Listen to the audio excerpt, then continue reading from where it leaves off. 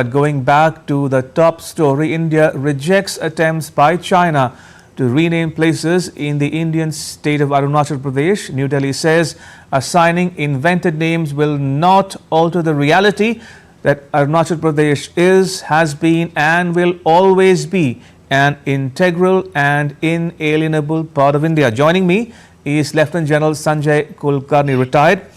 General Kulkarni is a former Director General Infantry of the Indian Army. He had commanded a division along the line of actual control in Arunachal Pradesh, where he was also decorated with the Governor's Gold Medal. General Kulkarni, welcome to DD India News Hour.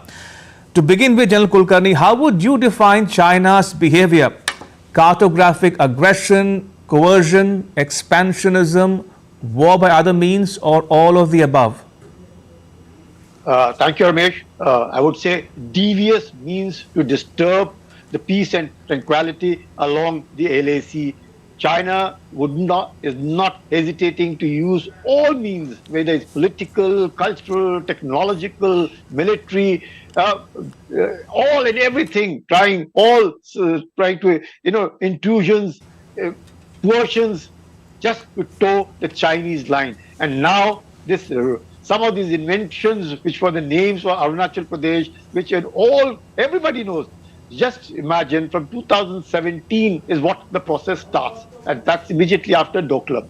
2017, 5 places named. 2021, another 15 places named. 2023, another 11 places named. Now 30. All this, very well said. I think we have really been able to tell China to stop all these absolutely ridiculous claims. They always were, they will always remain. Arunachal is and will always remain an inalienable part of India. It's an integral part of India. There is no denying the fact, and they're aware of it. But Chinese have their own ways, the devious means, and all these talks, Ramesh, are our facades. All talks, communications. We've had 21 rounds of talks. Nothing much achieved in all these talks except for a little bit of a disengagement at places which always was ours.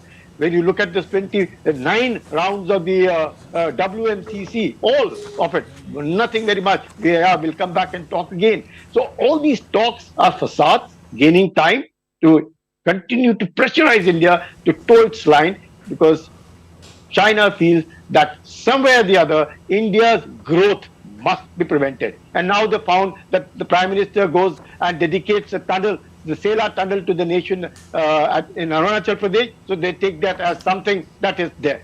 I can't understand. If China wants peace with India, if China wants to have good relations with India, it hinges on one thing: peace and tranquility all along the LAC. If China cannot do that, China should not expect good relations from India, because always and every time it trade or anything for that matter, any relation with China, if we continue to have tension along the LAC, how do anybody for that matter, would the Chinese like if we were to do the same to them?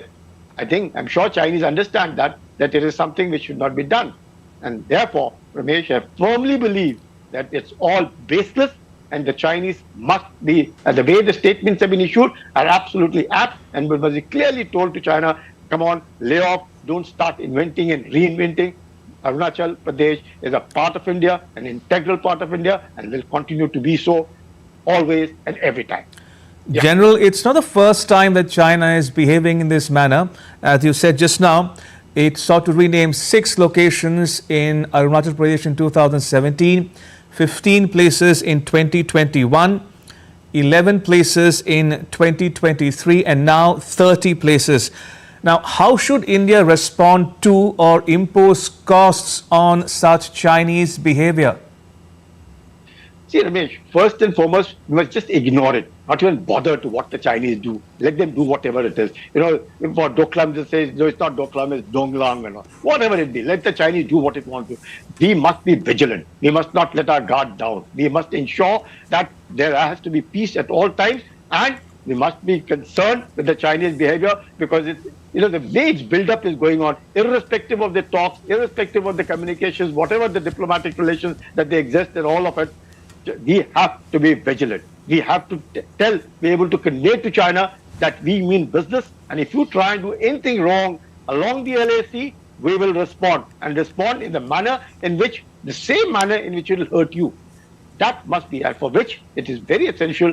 Obviously, it has a lot of cost to pay for, but it is essential. We must be vigilant, we must be prepared at all times, and be ready should the Chinese want to do anything which is, disturbing the peace and tranquility along the LAC. I would say vigilance and not letting it guard down, and be able to convey and clearly no trade, no relations can take place until and unless there is peace and tranquility. The least that you can do is to maintain status quo as on May 2020. That's the least that they can do, and I find no reason, because I've been along that place all along this while till at least till 2016 till I retired, and I found the relations were excellent. There was nothing wrong till what they did at Galwan, and I think it's time the Chinese understood that no way. And I think we've really been able to convey to China in no uncertain terms that we do not accept this kind of a behavior by the Chinese along the LAC, and they will be given back in the same coin.